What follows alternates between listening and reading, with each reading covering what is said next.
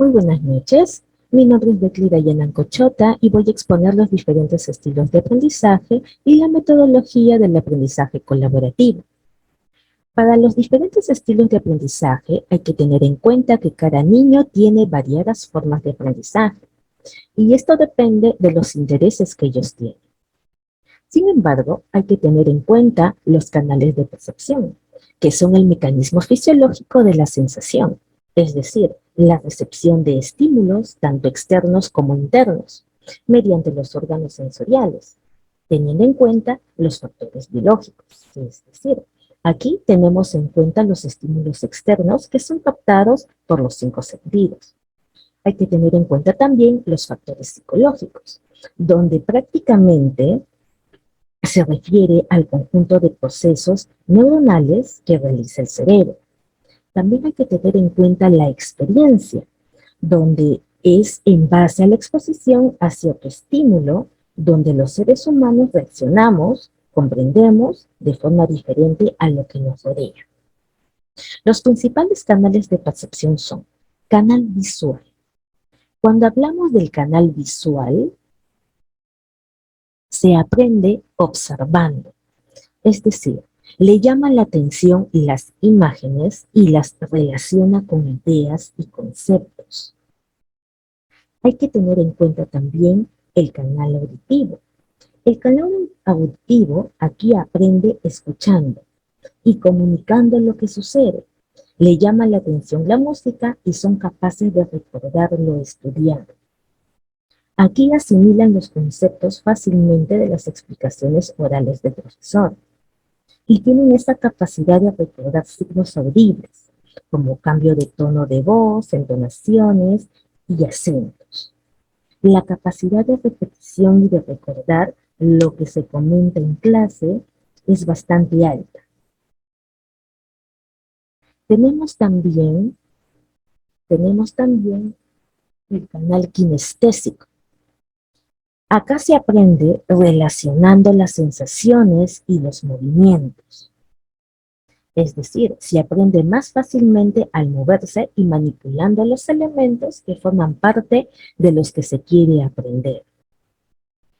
Ellos prácticamente necesitan expresarse de forma corporal e involucrarse en lo que están aprendiendo. Teniendo en cuenta los canales de percepción, existen diferentes tipos de inteligencia. Y estos tipos de inteligencia lo determinan los intereses, los gustos y las capacidades del niño que predomina en él.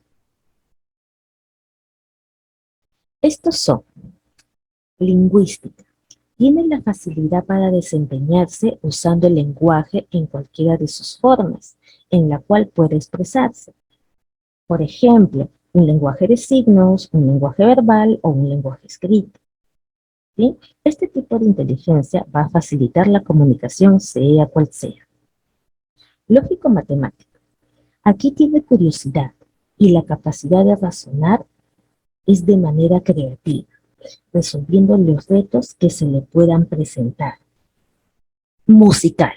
Tiene sensibilidad y capacidad de expresarse a través de la música. Este tipo de inteligencia posee una facilidad con los sonidos. Incluso puede tener la facultad innata de crear sus propias melodías, aprender a tocar diversos instrumentos y aprender a leer piezas musicales. Espacial. Aquí tienen la facilidad para poder imaginar, para poder recrear figuras y escenas en la mente, desarrollando con él el tiempo de ubicación espacial. Corporal y cinética. Acá se relaciona con la capacidad de expresarse a través del movimiento corporal. Interpersonal. Es la habilidad de relacionarse con los demás, es decir, comprender los estados de ánimo, las intenciones y los deseos de los demás de acuerdo con las etapas del desarrollo. Tiene la facilidad para poder captar la información no verbal que se transmite el interlocutor intrapersonal. Construye en forma secuencial al inicio, mostrando sus emociones de forma impulsiva. Y en esta primera etapa hay poco autocontrol. Sin embargo, con la ayuda de los educadores, pueden lograr identificar sus emociones, así como la forma correcta de expresarlas. Naturalista. Este tipo de inteligencia prefiere las actividades al aire libre. Muestran curiosidad y asombro ante su entorno, como la flora y la fauna. Ahora vamos a hablar sobre la metodología para un aprendizaje creativo, activo y participativo. Tiene como objetivo fortalecer los aprendizajes de los estudiantes, potenciando el trabajo colaborativo. Y para ello es importante aprender a trabajar en equipo. Sin embargo, para ello hay que seguir los siguientes pasos. Primero, definición de equipos de estudiantes y sus roles. En esta etapa, los alumnos se organizan en equipos colaborativos, definiendo los roles que debe cumplir cada uno de ellos.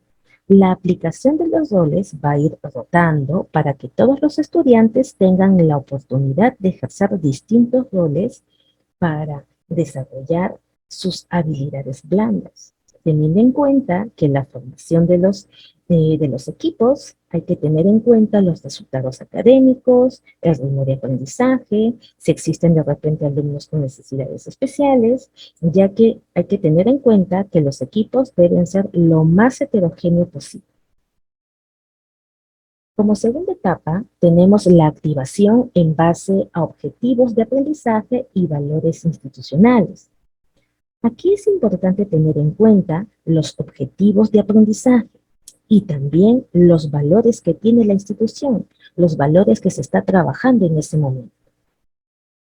Luego de ello, hay que tener en cuenta el trabajo grupal en base a pautas con indicaciones y evaluación del proceso. En esta etapa, prácticamente es el desarrollo en sí del trabajo colaborativo, siguiendo paso a paso una guía de aprendizaje e instrumentos para la evaluación del desempeño. Como siguiente etapa, tenemos las reactivaciones o pausas activas.